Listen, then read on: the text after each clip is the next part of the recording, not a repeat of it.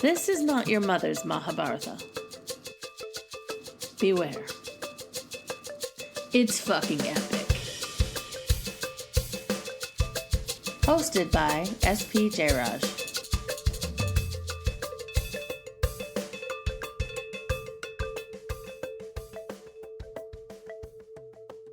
Welcome everyone to Not Your Mother's Mahabharata. We are so happy you are here. With me as always is my wife. Hi everybody. Hello. How are you doing, Azure? I'm great. Okay. I didn't say your name this time, so. Why didn't you say my name? That seems strange. To mix it up. Azure Anderson, everyone. Oh, hi. Yep, Yeah. Hi everybody. I'm Azure. Here I am. It's like 2 p.m, which is weird. We've only done a few recordings in the afternoon. Yeah. So it's going to be interesting. Yeah. It's going to be fun. I feel pretty awake. Oh, good. I think one of the reasons I feel great is because we were contacted and sent samples by Magic Mind. And I've enjoyed taking the shots that they sent. They have absolutely delivered on their promise of a sharper mind, calm energy, and reduced stress. Yeah, I completely agree. Yep, it's been working just as well for you. Mm-hmm. Absolutely. Yeah. And then since taking the shots, I've been being better equipped internally, and so I have also taken them up on that challenge of the 14-day mental wealth challenge, and just to commit to healthier habits. And I have absolutely found it easier to do this while taking Magic Mind. So that has been very gratifying, and just enjoy being able to take advantage of that. So, and again, like everything they did promise is just good. The mental sharpness, the calmness, and just reduced stress has allowed me to do so many more things. So, and yeah, and it's been working for you too. Yeah, absolutely. Yeah, it's definitely helped me stay more calm, and I'm able to combine it with different caffeines that I prefer, because the shot has a little bit of caffeine in it, but you can still combine it with a little bit more. Yeah. So you're able to kind of mix and match a little bit, and it still benefits. Yeah, I enjoyed just that amount of caffeine. Yeah. I can be more sensitive to it. So for me, Sure. It's been working perfectly. And yeah, so listeners, if you want to try these benefits for yourself to accompany perhaps your own 14-day mental wellness challenge, do go to magicmind.com/notyourgm20. That is magicmind.com/NOTYOURGM20. Or you can go directly to the website and just tap in NYMM20 directly on their website, and that will get you 48% off your first subscription for the next 10 days, or 20% off a one-time purchase if you just want to see how it works. And such a good deal. Yep. It's a really good deal. So, yeah, and with that, Whoa. I'm excited that today we have Grant Boulanger with us. That's right. Well, hello. Thank you for having me. I'm really happy to have you here. It's been quite a while. We could definitely just catch up for the entire podcast, and people would be less interested in that. I'd be interested. We can do it afterwards. But I'm just meeting Grant, so this is pretty cool. Yeah. It's been a while. It's been a while since we've seen each other on a regular basis. It has been. Usually I ask the guests to say this, but I will say here instead that, listeners, I taught at a children's center a long time back, and both of Grant's kids went to that children's center, and so we would see each other fairly often whenever either you or your wife came to pick up the kids. That's right. Yeah. And then other little gatherings through that. You were one of our children's favorite people. They would always talk about what Satish did and said that day and all that. That's so sweet. Shocked if they would still remember me. So they absolutely both do. That's awesome. That's me and a colleague were the only two men who worked there. We were the dudes in the afternoon. You and Colin. Yeah. The dudes. Yeah, and I recently went back just to visit, and apparently we are still legends there as the dudes in the afternoon. Which is kind of cool from an egotistical perspective. Kind of sucky. I'm like, no other guys have taken up this amazing job that in 15 years. I know never? that both me and Colin have loved. That's bizarre, though. So much. So, and you both were so good at it. I mean, our children were both enamored with both of you, with the two of you. Aww. Yeah, well, I mean, I enjoyed working with him. I learned a lot from him. He actually is the one who kind of sponsored me to get the job, and I mean, I loved working there. I wonder where Colin is these days. Yeah, I was talking to Gretchen, and like I think we were all kind of lost. So Yeah. where he might be. Maybe he'll hear Chicago. this. I think I know he went back to Chicago. So Maybe he'll hear this and reach out. maybe, that's yeah. Wouldn't that be amazing? Hey, Colin, if you are one of our secret listeners, we all hope you are doing well, and yeah, reach out, and if you're ever in the Twin Cities, come be part of a weird podcast. Absolutely. Tell us a little bit more about yourself, Grant. So I am a public educator by training. I've been a language educator since the year 2000. I speak German and Spanish and have taught Spanish in the classroom in the public schools. The last 15 years or so of my career, I've been doing a lot of teacher training and professional development around ideas for effective, joyful, equitable, and personalized language education in the classroom. Oh, fascinating. Cool. Yeah, efforts to make language teaching actually work. Okay, yeah. in this country, which is something that is hard to come by. We start later than a lot of countries that are dedicated to multilingualism, and we also, by and large, hold tight to a very archaic, grammar-centric approach to teaching, which just doesn't jive with the brain and the way that people actually learn You mean language. just like how particular we are and focused on proper British grammar? Or like Well, learn the words and then form the sentences, and then Right. instead of more conversational, like ingrained. Kind Right, of teaching, right. maybe? Yeah, if you think about Yeah. the way that you would talk about math, you would talk about it in building blocks, and you would build a pyramid from the bottom up. And so that, in addition to the fact that language education started with the classics, and so it started with a translation-based approach, which required knowledge of the grammar, that Got really took over, and publishing Okay. companies grabbed that and said, okay, we're going to break the language down into these little rules, flood you with long lists of individual vocabulary words that are decontextualized from any kind of Yeah. meaning. And, you learn the rules, and then later you hope to be able to put those rules into practice and have language come out. And that's a very delayed gratification kind of Yeah. approach, and Yeah. it's also a way that is opposite to how the brain wants to Right. absorb language. Yeah. Right? Yeah. And For if sure. you think about communities that grow up multilingually, they grow up. Children grow up listening to and understanding messages in the language as grandma talks to them, as a different language parent talks to them, Yeah. and what we know. This is not about Oh, I love it. This is fascinating. Yeah. what we know about language is that that language grows in our mind when we understand messages, and so that requires the language to be spoken. But in a classroom where nobody speaks the language, who does that? Well, as it turns out, the teacher can do that. The teacher can act as a language parent, Okay. and the students can act as the conversation partner. And that can really accelerate the way that language is absorbed in the brain. And it's really fascinating.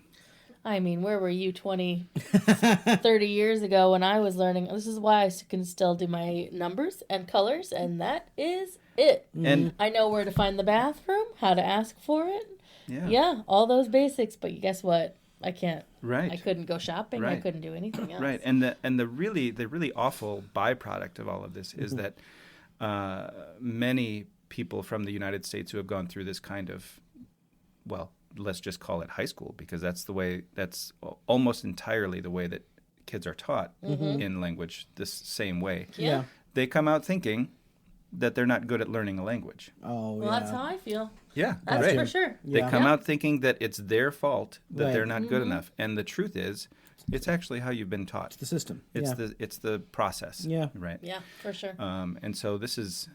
I've been really invested in ways to make sure that each student in my class has the opportunity to grow and That's awesome. And produce language and become proficient in another language. So that's what I've been up to. Okay. Cool. Um, Very Let me cool. ask you my next question that I ask everyone, because I do feel it follows. What do you love about stories? Oh, that is a great question. I was hoping that you would ask me that question, because it was on. I haven't listened to every single episode, Okay. right? But I have listened to several, and Cool. and you do like to ask that question, and as a human, I love story, right? And as a professional educator, I've learned that story is one of those ways that if you can wrap something, some kind of content or some kind of message up in story that you want your students to learn, and that story has emotion and it has activating episodes, I mean like emotionally activating, then retention of that story and absorption of that story is much more likely to occur. Yeah. And so I actually use story in my classroom. We co-create together stories. I'll come in with like a skeleton of a story, and then I will start to tell that story, but I actually ask the story. And so I'll say, what do you think happened next? Okay. And when somebody gives me an idea, I can read the energy in the room, and if the energy is going along with that particular, we'll take it. And so we'll actually mold the story according to the interests of the students who are in the classroom at the same time. Fabulous. Yeah. And then what's really cool about that, Satish, is that I can have a story that has a skeleton that is similar to, let's say, for example, a myth from Latin America somewhere, right? I can have the skeleton that has been filled in by the interest of the students. Right. But that skeleton mirrors the actual myth. And so now I have two texts that we can access as a result. As a result of them creating this story here on my right hand that you can't see, they can now access the authentic myth on the left hand that you also can't see. And it's a really great way to get kids tapped into that. I think it's 100%. And the reason I do ask this question is because very much that's the core of why we do the podcast, and my own allegiance to mythology is we use these. There's so many secret hidden truths in these stories. Yes. And the way the reason for these stories is one of the myths of the story that we're going to tell. I don't know which episodes you've listened to so far. But one of the ideas is that the person who wrote these stories, which is itself another story, he originally wrote these books called the Vedas. And that's all the books of wisdom. How to live, how to have your physical space, just all the wisdom in the world. And then he wrote this story called the Mahabharata to kind of make all that more accessible and memorable. So the idea of the Mahabharata is that all the wisdom is there in it. And some people take it literally, which, I mean, what's fascinating is that, I'm a little ahead of myself, but what's fascinating in that is that, because there are physical places in India that are this is where such and such happened, this is his place. But to me, the real power of this story, and even to the truth within the story, is that it is fiction. That has been written and retold and retold and retold so many times. So you've listened to a couple episodes.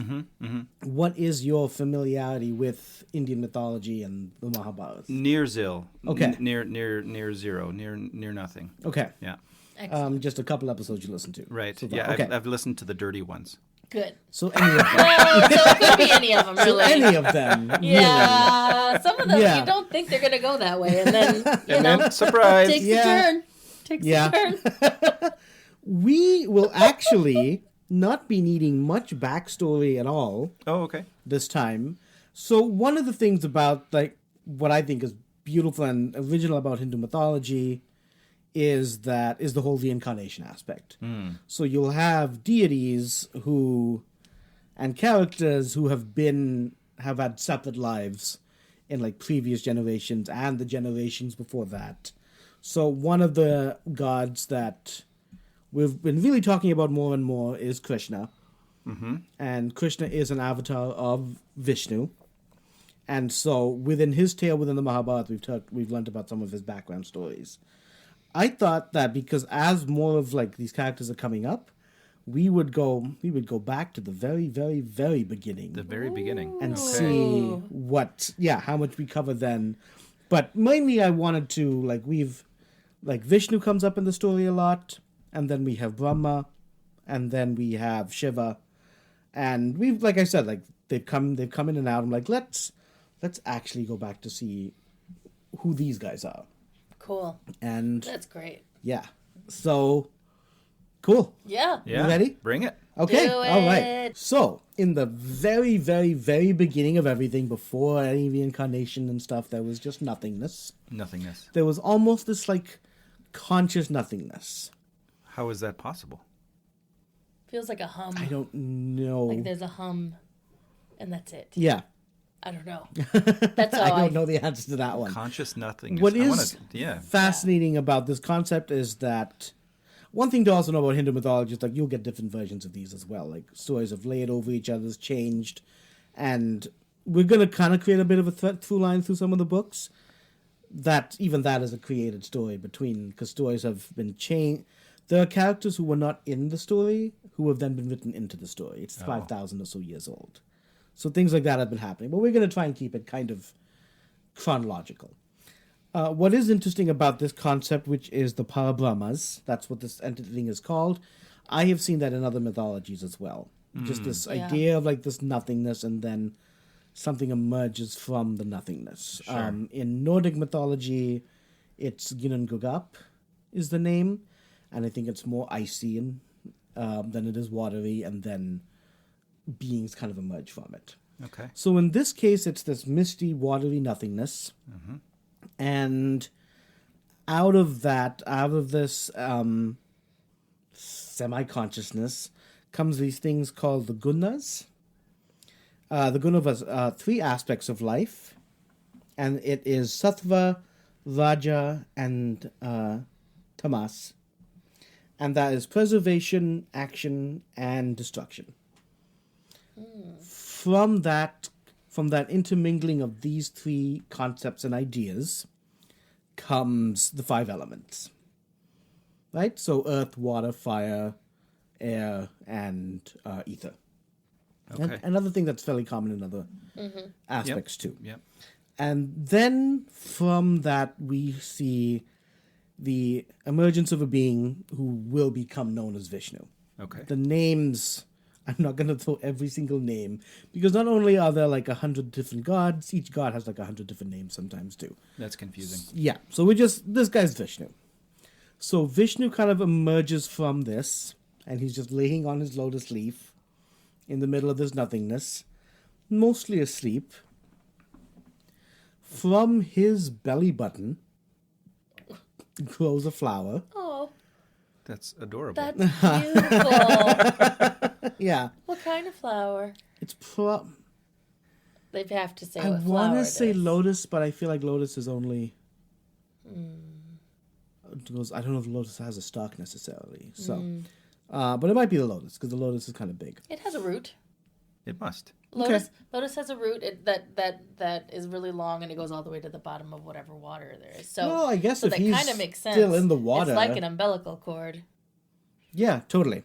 Let's Yeah. call it a lotus. Then. That's called the lotus, Yeah. and that I think love that idea that. of him like a little under the water kind of makes sense to me too now. I love it. And then upon that, so the flower opens up, and it reveals Brahma. Right, so the other god, Just sitting on his tummy. gods.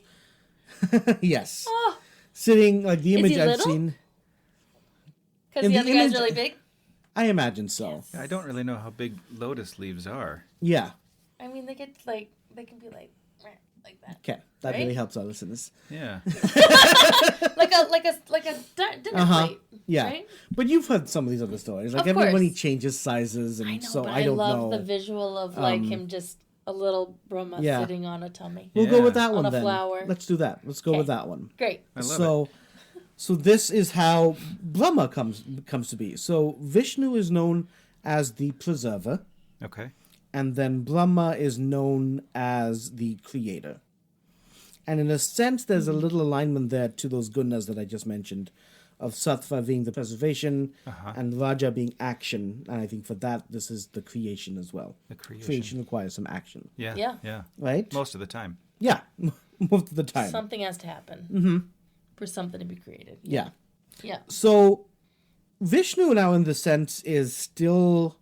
He spends a lot of these early years just kind of sleeping and just staying where he is. The weight of creation, of doing all these things now, kind of rests on Brahma. So Brahma takes on the responsibility of creating the world and the universe. Cool. In some incarnations of the story, there's an egg involved to which Vishnu goes inside, and then so all of this is happening within an egg. Oh my gosh. And then Brahma separates the egg, where the top of the egg goes up and becomes the heavens, and then the bottom part of the egg is the earth, and of course the sky is in between. And okay. So That's fascinating. yeah. So he's doing all this creation, and Vishnu, sleeping, powerful deity, all these things are happening. And in the image of men, he has ears, and we know this because from his earwax comes two demons. Two demons. Two beings who are evil, and even so we'll call them demons. Okay.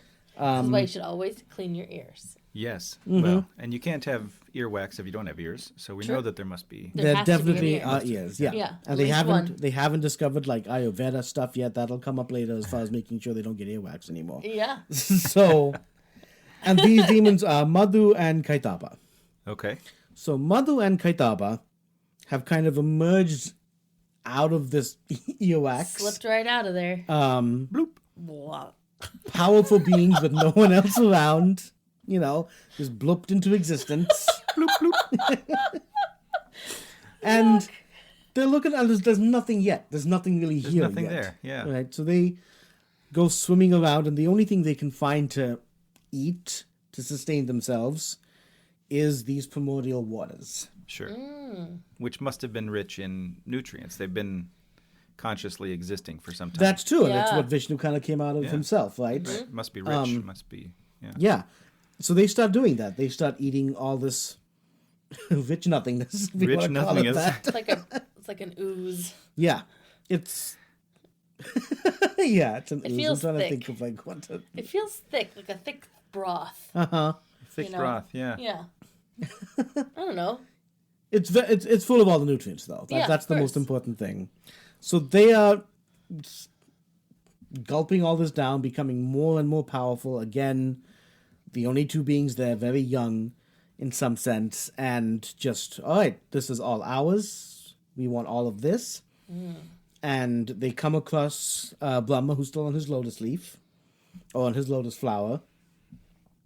So they come into conflict. I don't know if they threaten to eat him, but Brahma's realizing that these two can't be here if I'm going to create the world and the universe. They're going to consume. Which he hasn't done Yeah. yet. He's working on it. He's working on it. Yeah, Okay. he's working on it. He's working on it, but they're eating up all of his goodness.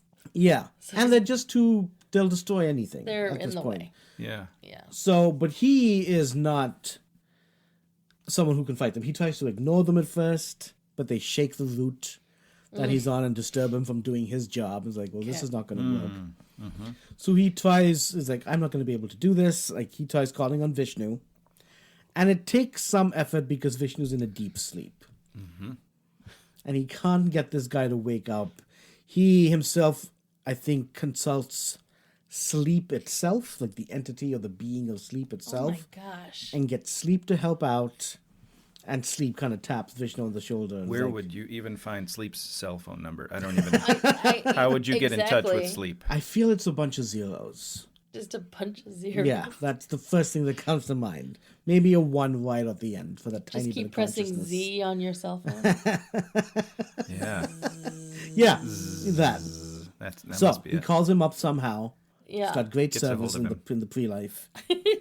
And so Vishnu does respond, realizes, and Vishnu turns into this new warrior form, which includes having like a horse head. Oh. And the name is Hayagriva. Hayagriva. Hayagriva.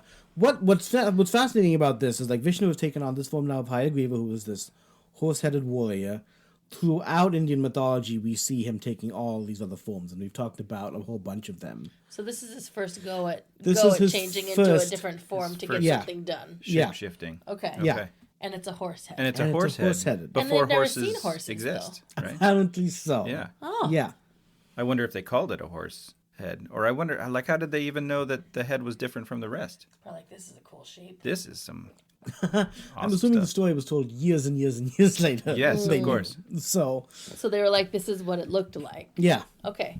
Maybe they took the form from that. Maybe. Of some force, Sure. right? Okay. So, he goes into battling these two. Mm-hmm. And it's actually a very difficult fight. Goes on for maybe, let's say, thousands of years. Time is just weird at this point anyway. Yep. Infinite in some ways. He cannot get the better of them. They just keep eating. They just keep fighting. Okay. And he cannot get the better of them. And it's possible that because they came out of him, Oh. they also have that power and immortality Okay. that he does. And so finally, he realizes, like, this is not going to happen. Like, I cannot beat them traditionally. And so he surrenders to them. Oh, And he says to them, like, you guys are clearly very powerful. this is a trick. You are very, yes, it's a trick. Ah, You guys are very mighty. You guys are so amazing. you guys win. You guys win. You guys are the Let best. me give you a boon, which is a wish. Let me grant a wish for you. Okay. And a boon. And the ear guys high five each other. Yeah. And they're like, can we please have 3 500-piece boxes of Q-tips? They are actually insulted. Oh, you're kidding. No high fives. No high fives, because they're like, we're beating you. Yeah. What Yeah, are we yeah. doing? We're You winning. came here to try and overcome us. We're clearly way more powerful than you are. Uh-huh. Way more godly than you are. And you're going to give us a boon? No. Oh man. We offer you a boon. Okay. We stop- offer you a wish. Great. To stop fighting, to surrender. Just instead of like this little god giving us the boon, we'll give the little god a Yeah. boon instead. Okay. Okay. Like, that's how we'll do this. You know, we're your superiors. You get a wish from us. All right. Okay? That the whole time. Yeah. He says, okay, give me the means to kill you two. Oh. You're kidding. Yeah. Just like that. Oh Yep. shit. What a bunch Give me of the- suckers. What a bunch of Yeah. suckers. And they're like, and they "Oh, can't say no. Right, they cannot say no. They can't say no. They have already offered the wish. Uh-huh. Sucks to be And them. so they cannot say no, but they've realized too late. Everything around them is water. Right? So they're like, fuck. Okay, how about this? Yes, we can't take it back. You can kill us, but it cannot be on water. Okay. Oh, and Okay. everything around is water. Yes. There's a It's lotus still flower. water. Yeah, it's probably not going to hold their weight. Oh, fine. Which I don't think. So this must have been a swimming battle, I guess. Fun. So I don't know why he chose the horse form, but Horses knows? can swim. yeah, this one can anyway. They can swim. Not great. But you think he might be more successful as an orca or something, Yeah, you know? right. Agreed. Like he does a fish A seal. later. So Vishnu grows. Just makes himself go giant and gigantic. Goes beneath these two, has both of them on his thighs, and cuts their heads off. Uh-huh. Wait, so he puts them on his knee? Thighs. His Yes. thighs. thighs. I mean, Yeah. all right, but still, he's, yeah. Come here, Pretty little shady. buddy. Come Yeah. here, little guys, and then slices their little heads off. Yep. They And then earwax. It's like popping your Barbie heads off. Just, Well, they- ew, and then earwax just like pops out. So gross. so everything that pops out of them, the flesh, the blood, Oh. The earwax. the earwax Yeah. that they themselves have, Right. Because they have to, all becomes the land. Oh, okay. So they become the mountains and the They become islands. the land. Amazing. And in okay. some I love it. probably more modern versions of the story, by modern, 4,000 as opposed to 5,000. Sure. He cuts them up into 6 pieces, Okay. Sure. and then they become like the tectonic planes or the continents. What we know as the continents. Yeah. So now there is land, at least. Hooray! Right? And Vishnu then, I believe, basically goes back to sleep after that. Yeah, that's fair. Yeah. As the preserver in these early years, I don't know, maybe there's just not as much to preserve, so... Sure. Well, and he's made this land, and now can the land just start developing itself? No. Okay, it just sits there. But it's there, right? Okay. So at least it It's is ready. there now. Brahma is still there to do. Right, and at least True. Brahma now has land to kind of start doing things. He's a lot with. less wrinkly than he was before. Yeah. He's just in the water all the time. Oh, I see what you mean. Yeah. Clears his head a little bit. Yeah. Yeah, is able to think about new things to do. Brahma starts creating these mythic beings. And they all kind of like pop out of him in different Cool. parts of the body. I don't remember each one. One of the first creatures or beings he creates are the Kumaras. The Kumaras are these... I think I said it was 7 in a previous episode, but apparently it's 4. So 4 of these first initial beings, very wise, wise beyond their years, especially because they kind of look childlike. They're also asexual. But they're the first ones to come about. Brahma asks them, and now we've seen infinity, in a sense, right? And this is the world that Brahma lives in. This is the world that Vishnu absolutely lives in with all his lazing around meditation stuff. Sure. So he calls upon the Kumaras and he instructs them, you guys need to kind of take on and I guess procreate, even though they're all asexual. So maybe that was a part of it. But the Kumaras say no. They disagree. They don't want to do that. No, thank you. We would rather, instead of like getting involved in like physical aspects of life, we love this. We want to explore the universe as it is. Okay. We want to explore the cosmos, explore the nothingness, Okay. meditate, and all of those sorts of things. That's what we want to do with our lives. Okay. So we're going to go do that. And there's nothing really that poor Brahma can do about it. Okay. So they go about their way. He creates another, 7 sages as well, which we'll get to. Then out of his neck comes Narada. Ah, Narada. Narada, very wise person, and again asks Narada to help me with this whole creation thing. It's still just me. Lend a hand, buddy. Yeah, someone needs to lend me a hand. Vishnu's not doing anything. Yeah. You're those 4 other guys. Who knows what those Who knows? boy Yeah, kids they're are? off in La La Land. Yeah. I don't know what the deal is with the sages in between. Narada also says no. Oh my gosh. Oh, no. Narada's like, no, I want to do the same thing. I want to go around the universe. I just got here. Now you're going to put me to work? Yeah. Yeah. Is it kind of like that? Like, he made them with too much, Certainly. ambition Or, maybe, or yeah. curiosity. They're coming out of him, too. Yeah, they're coming out of You him know. with too much curiosity, too much drive. He needs Too to much make... awareness of, Yeah. everything in the infinite of nothingness. It's very They're tempting. too aware immediately. He needs, time to mold them into something. Yeah. And to be fair, this is, 4 or 5 now beings that just want to float around. And there's a lot of vastness out there to be Yeah. explored. So Yeah. I can see where 4 or 5 might not even be enough. Yeah. For sure. Yeah. Absolutely. At this point, he gets angry. At this point... I would. Yeah, at this point, Brahma's like, what the fuck? No kidding. All I had demons that were harassing me. Vishnu's again not doing anything. The other 4, and he curses his son. This is the first curse. The first curse. Okay. And he curses his son to be a minstrel. Which son? Narada. Narada. So Okay. just be a minstrel. minstrel then. Just go A around. minstrel. Call a He's just gonna Gandharva be a technically. musician? Yeah. So, and I don't know exactly how. I guess that limits in some ways his engagement of the universe or something like that. But dooms just him, forced- damns him to being a musician. So he's just forced to entertain. Doesn't seem so bad. Yeah, but we're all honest. Yeah, but he wants. Well, that's true. That's true. He wants to explore. He wants to do his own thing, and now he has to. Now he has to sing and entertain and interact with whatever all these uninteresting people. And That's too bad. as a response, curses Brahma. And like just you're gonna curse me, I'm gonna curse you. Yeah, exactly.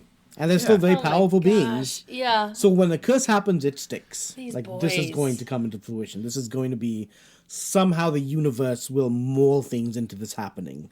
Even if it doesn't make sense because it came from such a powerful being or whatever. He, like, just as you let your rage direct you, one day you will let your lust direct you. And you will chase after something that you have no right chasing after. Okay. And we'll never catch it, or will catch it? Not part of the curse. Not part of the curse. Just that that'll be there. That'll happen. Okay. Okay. Interesting. And so then that's Narada. Poor Narada. Oh, Narada. And poor Brahma now still trying to do these things, right? Brahma at some point becomes even more furious. Right? He's now been cursed back. All of his efforts are failing. He just wants to create the universe. Is it so much to ask? Yeah. All I want to do is create the universe. With a little bit of help, maybe. Come on. And does no one else want this? Can no one else apparently lift up the half of this egg? Yeah. Oh. No one else apparently wants it. And from that fury, out of his head comes another being. Okay. An extremely powerful and at this point extremely furious being. Furious being.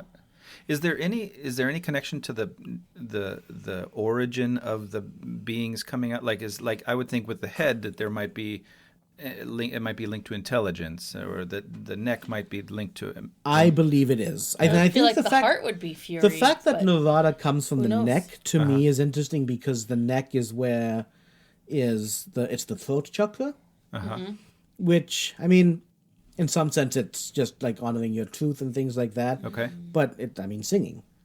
Okay, right? It's all in the throat. Sure, and the intelligence within that throat, and that's where Narada came from and was made a minstrel. Was made a minstrel, yeah. No, so, and to your point, yes, I bet there's reason why it was earwax.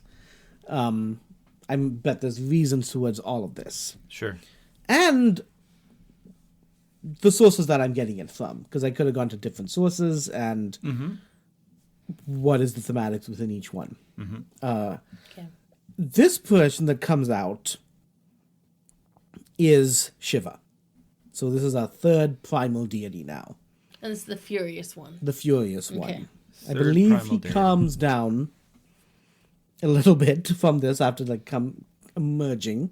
Okay. But so he is the destroyer. Shiva's the destroyer. Shiva is the destroyer. Okay. So now we have the main three have now at least emerged.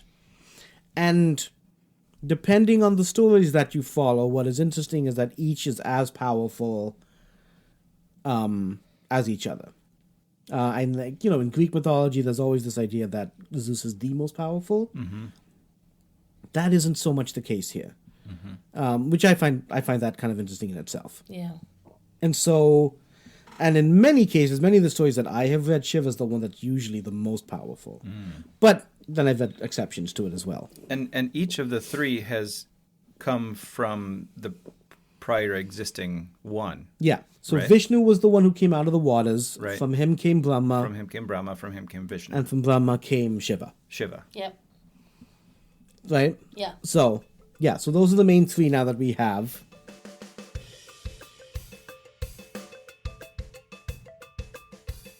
Grant Boulanger would like you to know about the Minnesota organization Transforming Families. Transforming Families is a community where transgender, gender nonconforming, and questioning youth and their families come together to support each other in a safe, welcoming space. At their monthly gatherings, separate breakout groups for parents, kids, siblings, and teens provide the opportunity to meet and learn from other people traveling the same path.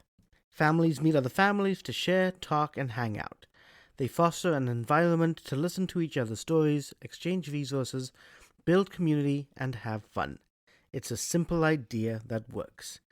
Visit Transforming Families at tffmn.org. That is tffmn.org. All right, back to the show.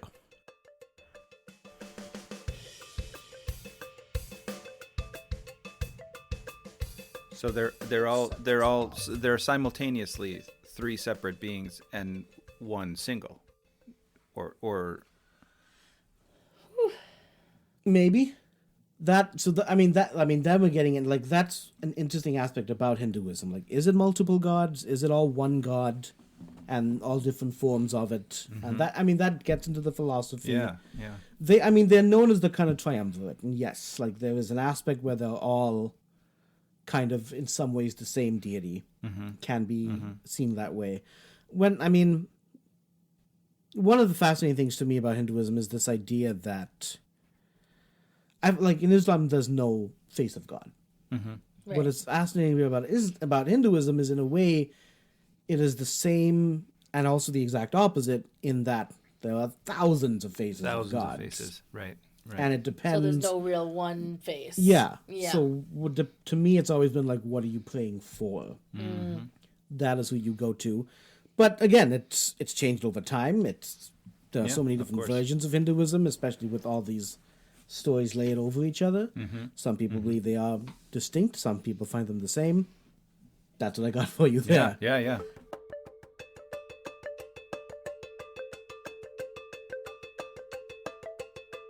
Brahma calls the 7 sages that he created, and they to start doing things for creation. And part of this is now to start chanting, Cool. right? To start doing mantras together and harnessing that power of the vocalize. So they start doing that. The problem is, it's disturbing Shiva's meditations. Oh, that's not good. Yeah. She was like, who's being so loud up there? Tone down the ohms, Yeah. please. Yeah. So, Their ohms are in dissonance with his ohms. yeah, I don't know why it would be, but... Oh. So Shiva comes and starts wreaking havoc Sure. because of all this. Vishnu gets out of his semi-slumber to stop Shiva from doing this. So they start to clash. So Shiva and Vishnu. So the creator and the preserver are now clashing. And it's having ripple effects throughout the cosmos. I I would can think only so. imagine that it would. Mhm. Yeah. Oh my It's- goodness. Destroying so many things. And so Brahma intervenes and he's like, Dude. all of my work is going down the drain again because Yeah. of this fight. Yeah. Like, everything I've managed to achieve, which I will say is not much because of all these stupid kids of mine not wanting to have kids and stuff. But this is like, come on, please stop. And they do stop. I've been working for 3 infinities on this, and Yeah. here you're just coming along and destroying it. Yeah. Destroying it in a single Your infinity. ass wakes up Just- and you smash the whole thing. Oh. So, manages to cajole them into peace. Okay. Control them. They go into separate ways. Oh man. Vishnu sticks around a little bit and he's like, what's going on, Brahma? Like, why so glum? Like, and so Brahma like I haven't figured out how to do this. Like, I don't know if I need to step down from being the creator, but I haven't figured out what to do here. And Vishnu says, go see Shiva. Go consult with him. And he's like, well, I already talked to Shiva once, and I tried to get Shiva to help me as well. What happened when Shiva tried to help the first time, Shiva said yes. When Brahma said, I need help making new people, new things. And what Shiva did was he created versions of himself. And initially Brahma was like, yes, something is happening. And then he realized that he's creating immortal beings like himself. Oh, well, that you boy. can't have that. He's No. like, no, it's No. they need things to create and be destroyed. And like, can you create anything else? And Shiva's like, no, I can just do this. And- This is all I can do. yeah. This is all that comes out. So, what the fuck? Yeah, So it's not then my he, fault. Then he had to like figure out what to do with those 11 extra Shivas. 11 extra Shivas. Yeah, and then there was an essence of them They're just becoming running like around hitting each other. yeah. And he What do somehow you want, bonk? yeah, I can't imagine 11 Shivas. Oh my gosh. He managed to like immerse them into like the 5 senses and 5 elements in some sense, and I haven't heard of them since. So that's what happened the last time I went to Shiva. So He shoved them into the different senses. that's my version. Yes. Yeah. Okay. You're now taste. Yeah. Okay. I think it's kind of like when you don't want anybody to know that you've opened the M&M bag, and so you peel the seam up just a little bit and slit it with a knife, and then pop a couple out. Except he's popping a couple of Shivas in, maybe, and then you fold it back down, and nobody knows. And when the next person opens it up and they bite into an extra Shiva, Yeah, they're they like, crack their tooth. I thought this was a peanut M&M, and it's a Shiva. Oh, it's a raisin. That's what it is. Oh, oh no. Okay. So I think we figured it out. sure. We solved it. We'll go with that. Don't seek him out for his power. Just seek him out for consultation. Go just talk to him. So he goes to Shiva, and Shiva in deep meditation, he doesn't disturb him, because the last time he got disturbed was when war broke out between him and Vishnu. So Brahma just kind of sits by and just meditates and waits as well. And then when Shiva kind of comes to, he's like, I know why you're here. He's like, how do I do this? And Shiva takes a form that is, I'm going to show you guys a picture, because we have it here. But he takes this form. So it's half man, and then half woman. He's like, you need the Shakti force. You need the feminine force. And so he takes on this, he changes his identity and into Ardana Vishwarma. Say it again. Spelling test later. Yeah, Ardana Vishwarma. Ardana Vishwarma. Ardana Vishwara. Ardana Vishwala. Yeah. I feel like the story would be much more popular if it was just Arda. But Arda. what to do? Sure. And then one thing to all, but I mean, I'm joking on that, but everything, especially in these early stories, is very literal. Everything here means something, which is partly the reason why their names even have changed a lot. And the names are important. Yeah, Yeah. the names are very, very, like, they're literal names. Yeah. Yeah. So he takes on this form and just shows you need a feminine. You need something to contrast for creation to happen. And so Brahma does take that knowledge, and he does get to work. Takes that advice and gets right to it. Yeah. Good. And creates Manu, a man, and Brahmi, a woman. So this is how now he's on his fucking way. Okay, You we've know? made it to this He's point. created masculine, feminine. Take me back to this. So this is Shiva? This That- Shiva showed. Shiva, he shows He Brahma shows Brahma that this idea of the feminine the force, idea of the male-female the dichotomy. male-female dichotomy, and Okay. like that's what you need. You need, I don't know if it's to split it instead of having one being, but you need the two for life to continue. Fascinating. Yeah. So yeah, he takes that and then creates the first man, and he creates the first woman. Creates those two. Everything's good. Things are getting down, but now, of course, he's got this curse on his head.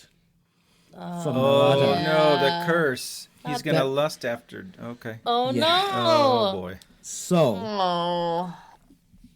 His own child, basically. He's Yeah. lusting out. I don't like so it. Brahmi, That's not good.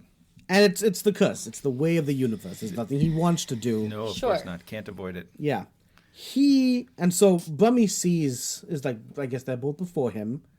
Brahmi sees her father in some sense, and I forget what he created them from, but again, it came out of an aspect of himself.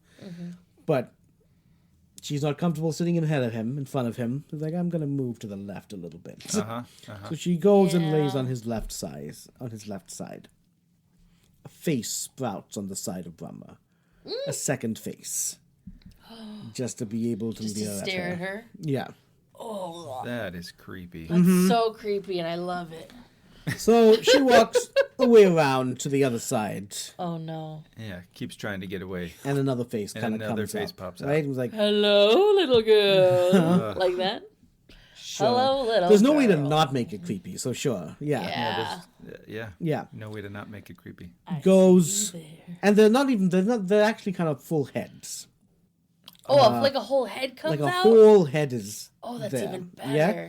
Goes behind, like, okay, I'll be safe over here, of course. Another head Another pops head out. pops out. So the dude now has, And these heads Four are staying. heads. At least 4 heads. they're They staying. don't go away, like don't go follow away. her around.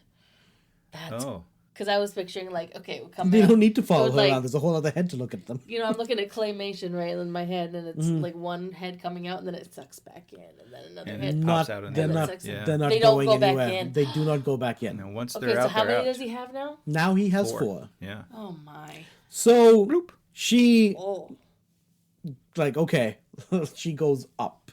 She's like, let's just go above his periphery that way. yeah. Uh-huh. And call it at that point. So she goes above, and a 5th head comes up. Oh Of course God. it does. Like out of the top of his head. Looking upward. Yeah, Oh no! looking upward at her, which in some sense is worse. Yeah, That's well, yeah. terrible. Yeah. So she takes off, like this. She just runs, Good. and Get out of there, girl. Brahma, the curse on his head, Oh my God! chases after, Uh-huh. and What did I do? Oh, his head's flopping. yeah, all the heads flopping around. And in some incarnations of the tale, she changes into other animals. Okay. But with 5 heads looking at her, she never loses him. Yeah. So he just changes into that right animal as well. He changes into a bug. He changes into a bug with 5 heads, I imagine. Changes into a horse, into a bull. Changes into all these animals, and continues to lust after her.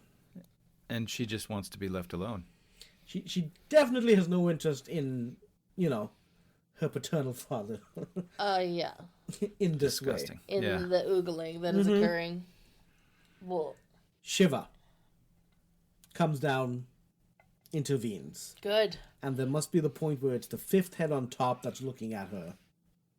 And Shiva chops off the 5th head. Okay. Chops off the head that's looking at her. And manages either, maybe it's a curse, maybe it's a blessing, but puts down this new command that Brahma now, his 4 heads that have come up, will now only will recite the Vedas. Will recite the 4 Vedas. Oh. That will be their task. Mm-hmm. Okay. Yeah. Just constantly? Yes. And the mantras and all of that. What about the original head? Well, that's still... That's one of the 4. Yeah, isn't it's it? One of the 4s? Yeah. Okay. Yeah, got that's it. one of the 4. Sorry. Yeah. Okay. Good question, though, yeah. Well, And they all have the same... They're all... No head is lesser than any other head. do No. they all look the same or they didn't? They all look the same. Okay. Yeah. They all look Okay. the same. And, of course, this is all, like, we can find the iconography, right? You Yeah, can see yeah. Brahma with Sure. the 4 heads. and things Imagine like that. all the demons that could come out of those ears. Oh my God, God. yeah. Maybe that time has passed. Bloop, bloop, bloop, bloop, bloop. But God. if he's reciting the Vedas now, if he's reciting the books of wisdom, then that will happen hopefully less, if at all. Okay. And none so, I think, in the stories it'll tell today. He's too busy reciting Yeah. things to grow anything out of his ears. To grow any demons. Yeah. To grow Yeah. demons. But you were asking about like some of the meanings to some of this. I'm like, so you Yeah. chopped off the one head that was lustful and sinful, and then prescribed the other ones to read these books of wisdom. And I don't know, like for me, I'm like thinking about like when you want to engage in wisdom, there's certain things you do have to like stop yourself from doing, otherwise it's just you're not going to go anywhere. Sure. Yeah. So that was one thing that kind of came to mind. So now he's doing that. So okay, he's just going to read the 4 Vedas. This curse is now over. Mm-hmm. Shiva has found that this head is attached to him. Which head? How did that Brahma's happen? extra head. Brahma's extra head is attached to Shiva. Yeah. Like Wait, he how? chopped it off. Chopped it off. Oh. Because it's a divine head. Uh-huh. It's like stuck on his back or something? He didn't realize it was there? It's like a wart? It's a part of him. It's just a part But of he him. didn't know it was there. He knows it's there. Now he does. It just Now happened. he Like it does. just kind of Oh, it happened. Like he just chops off the happened. head and then it attaches to him. I see. No, because Got he too. I mean, and Brahma like complains about it. It's like, why did that happen? Like, why is he cursed to carry this head around? He saved me. It's like, it Yeah. doesn't matter. I mean, your Brahma as well, like he was cursed, is why he was falling after you, because he cursed his son. And now this is happening, Shiva, because he cut off Brahma's head. This is the cycle. Yeah. You Think of can't it as avoid it. Think of it as baggage that you carry when you do something. You cut off somebody's head, you would expect for that Yeah. to follow you around for a little while. Yeah, exactly. Right? Noble Yeah. or not noble. Yeah. Now Shiva travels, and he comes, and the head is like decaying on him. Oh, no. It's not even just like staying fresh. It's I just... thought it was eternal. It's eternal decay. Eternal? Like the wolf. That's Whole awful. head. Oh, Oh, man. no. But he does come to this one place where it does wither away into nothing. Okay. And Shiva realizes that this place he is, which is probably the Himalayas, which is a place he makes his home. Okay. It's like this is a special place that cleanses A cleansing. of all Sure. sins. Sure. And so Okay. that is where he makes his abode. Once that happens, and it happens when he's on his travels, like this will be the interesting thing about Shiva is that he is someone who is known for kind of staying away from society. Mm-hmm. Whereas Vishnu is something, although he's still sleeping, no, is the one who will come for society. It will be part of it. Okay.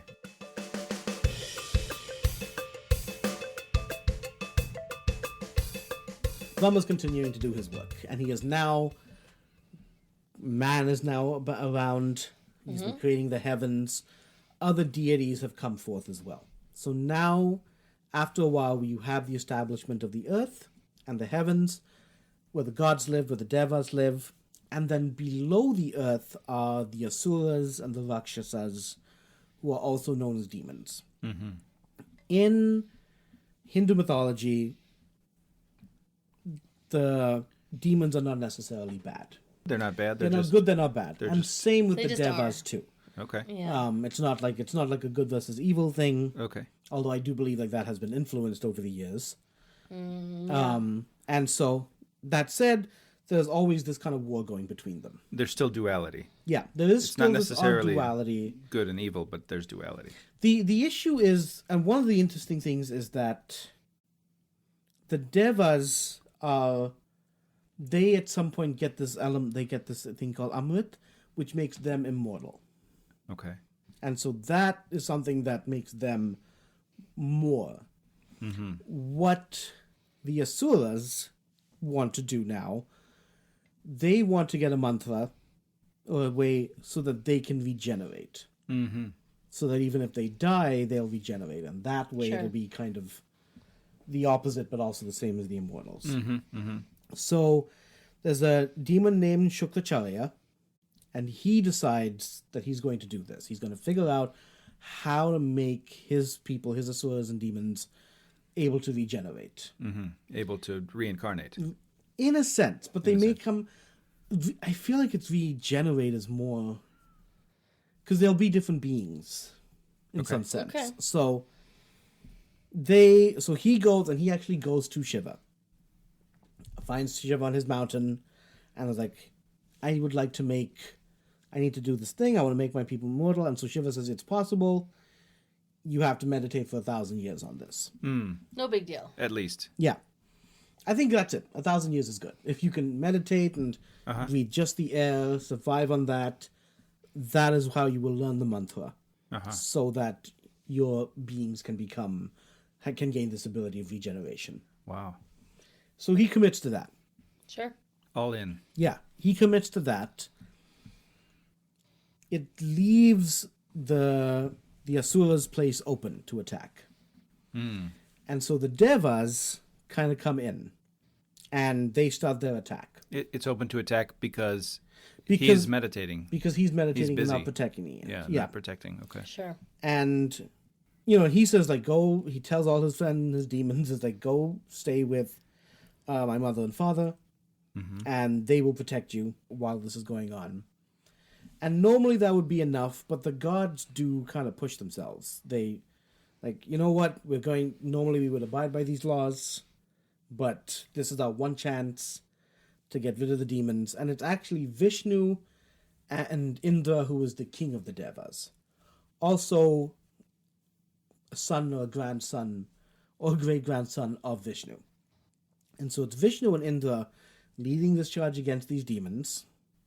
And they end up cutting off the mother's head.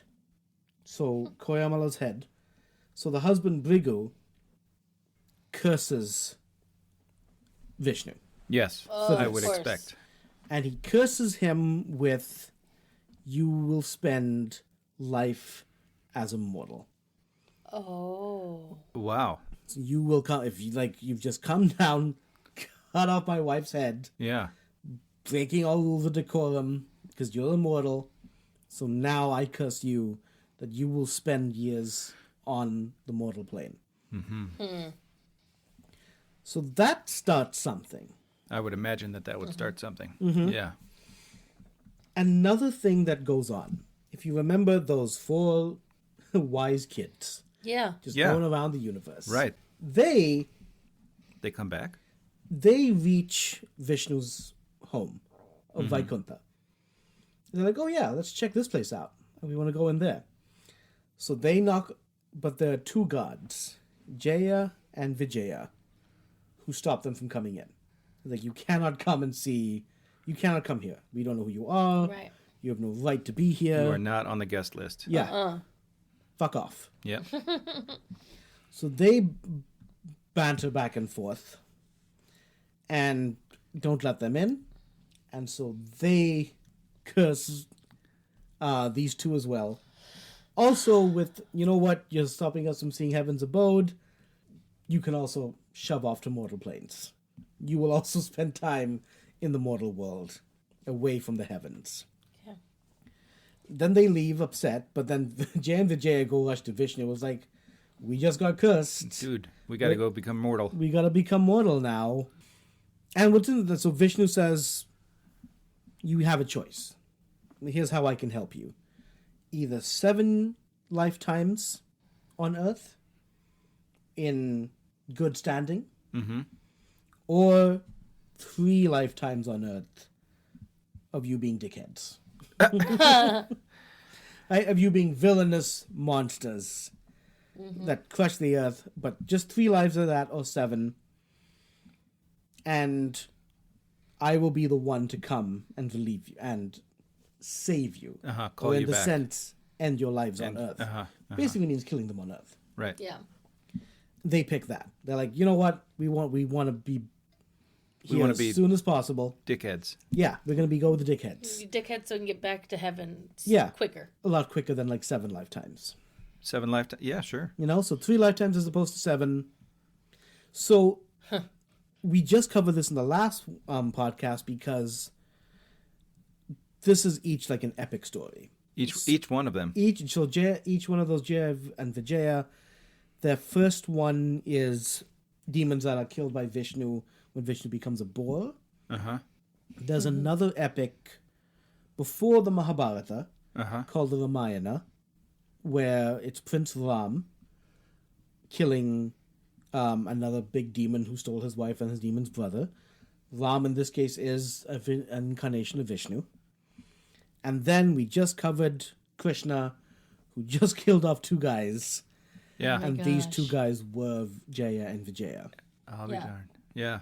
And so the way everything is just kind of threaded through is... And even like the fact that it was Krishna down there, there's another story again layered over where we have...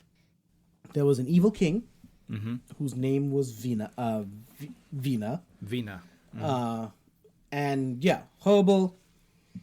Destroyed everything. Tried to destroy the Vedas. Stopped all worship of the Holy Trinity. And so the sages, the 7 celestial sages, managed to kill him.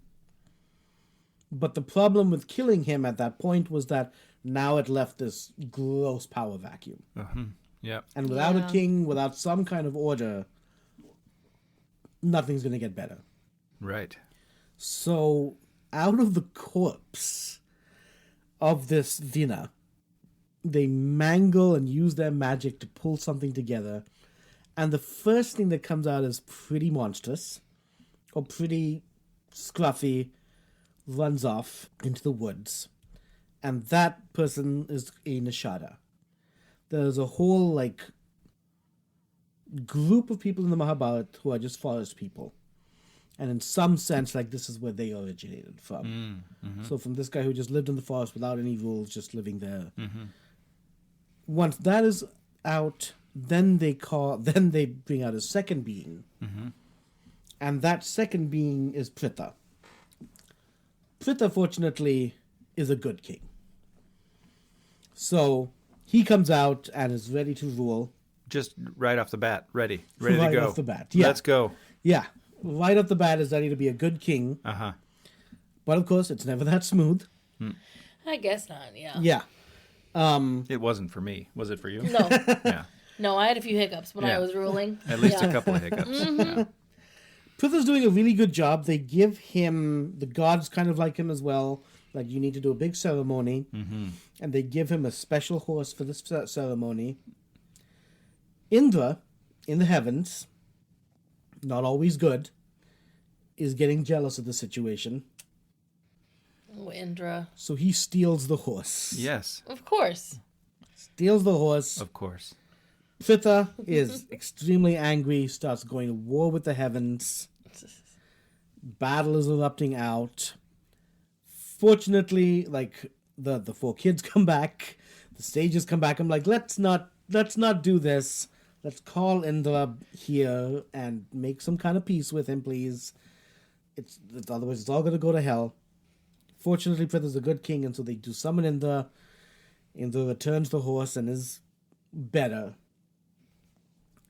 But the earth has stopped producing food.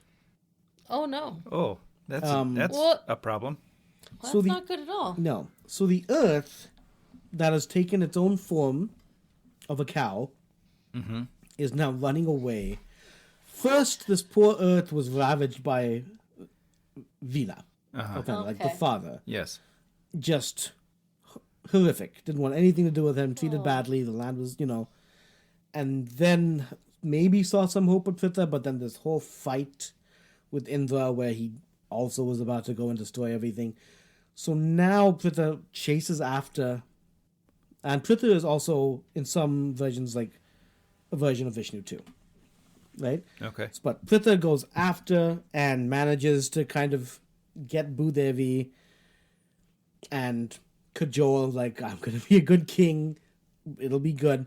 But also, Trust me, bro. Yeah, exactly. but also comes to this realization that we can't always depend on the earth in this way to create food for us.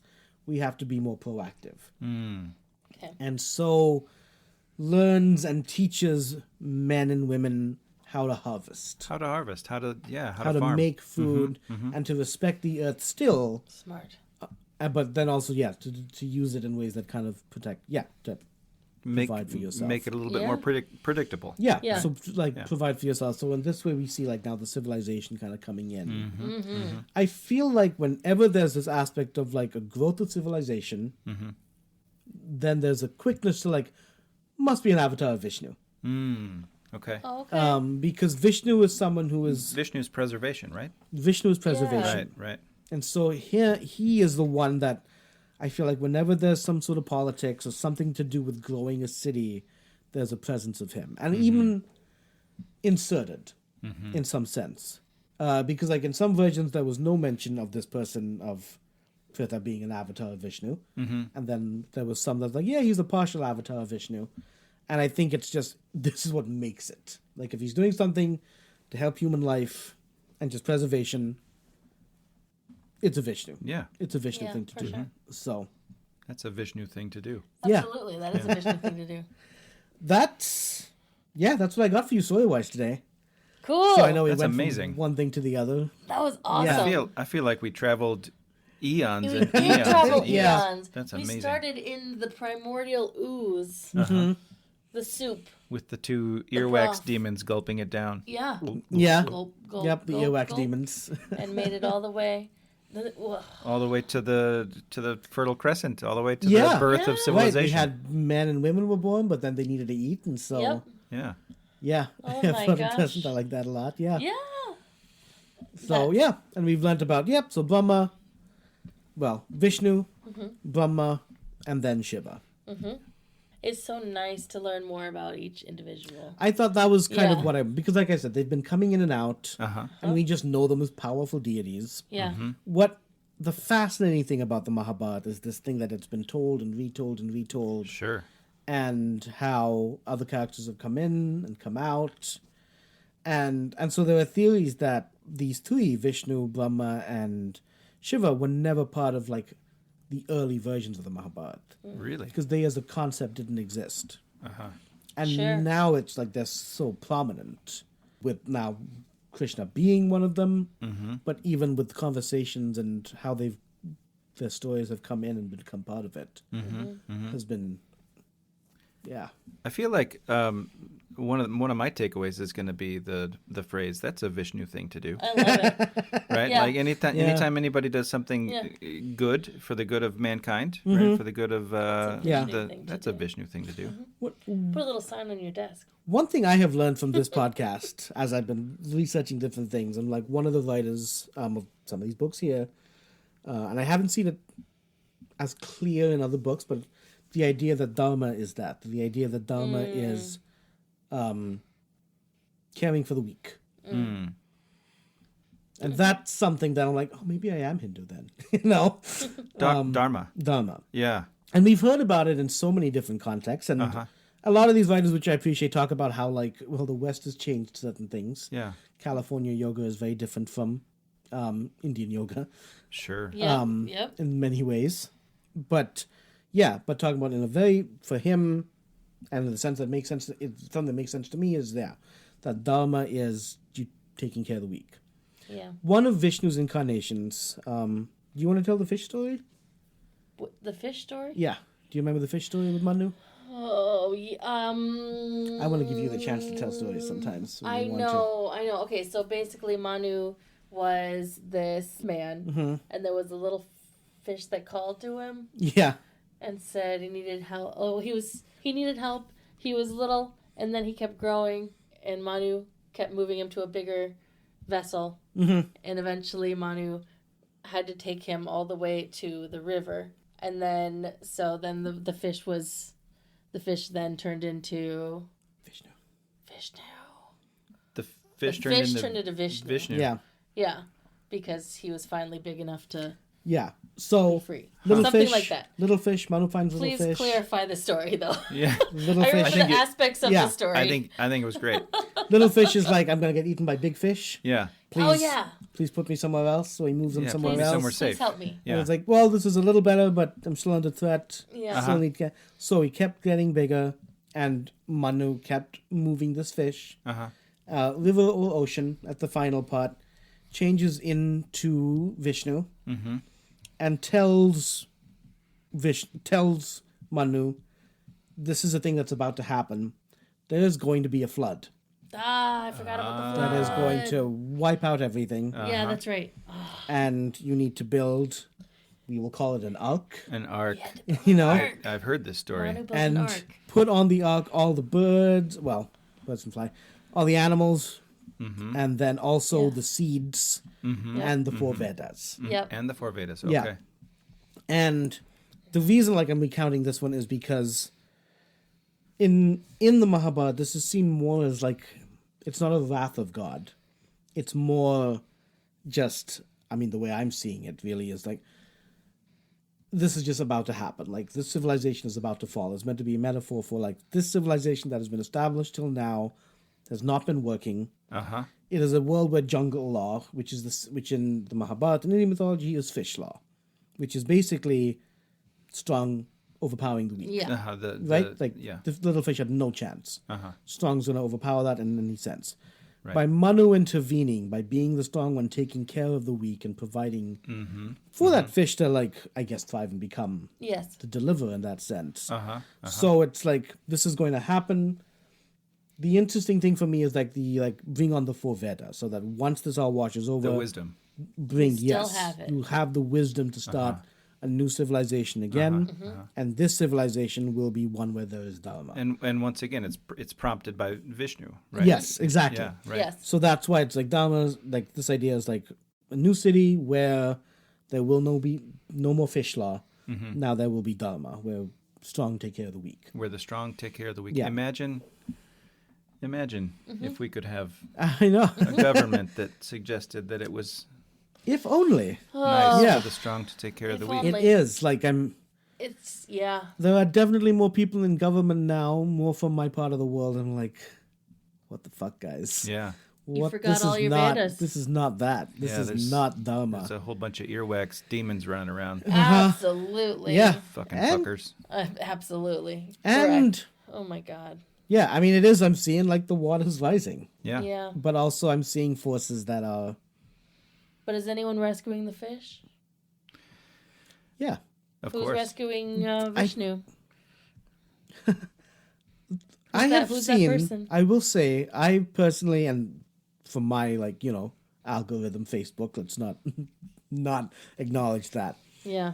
But I'm seeing a lot of people take up the Yeah. fight here in the States. Like, a Absolutely. Yeah, lot of no, people for are sure. They are. doing more. I mean, all these blackouts, all these, like, all right, let's not go to shop at these places.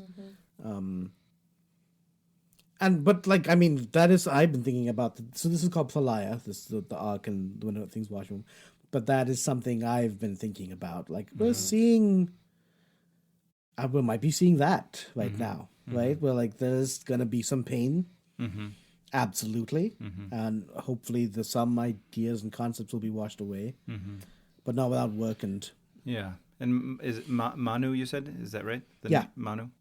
So each one of us really has to channel Manu and take care of those in our circle who are smaller and who need protection and move them to a safe place so that they can grow and thrive. And Yeah. yeah. Yeah. Yeah. Find the Manu in you. Find the Manu in you. That's a Vishnu thing to say. That's a Vishnu thing to say. I love it. Find the Manu in you. Yeah. Oh. That's Thank what I got for you, Thank Grant. you very much. This was a blast. I love it. Oh, that's awesome. It's Yeah. such a This great was a really idea. great story. Such a great idea. Thank Yeah. you. Yeah. This is We're fun. very... A lot of fun. Yeah. A lot of fun. Yeah. I'll be back next week. Excellent. Our first recurring guest, guys. Oh, man. Fantastic. Well, on that note, have an imaginative day, listeners.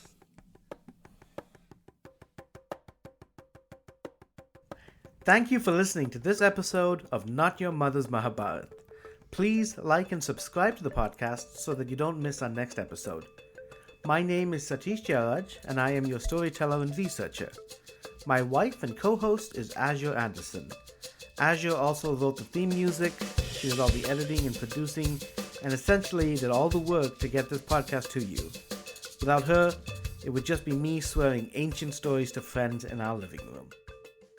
Join us next time for the next installment of Not Your Mother's Mahabharat.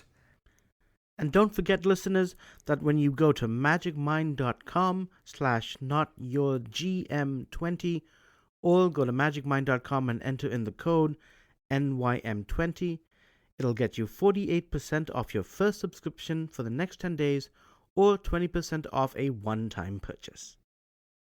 Become a member of the Not Your Mother's Mahabharat podcast on Patreon to hear us reflect on some of the cool metaphors in this story with Grant. We also talk more about the beauty of Shiva's form of Ardhanarishwa, the male-female Shiva Shakti form. Join now for a 30-day free trial where you will have access to all our extra content at patreon.com/NYMM podcast. Thank you. Have an imaginative day.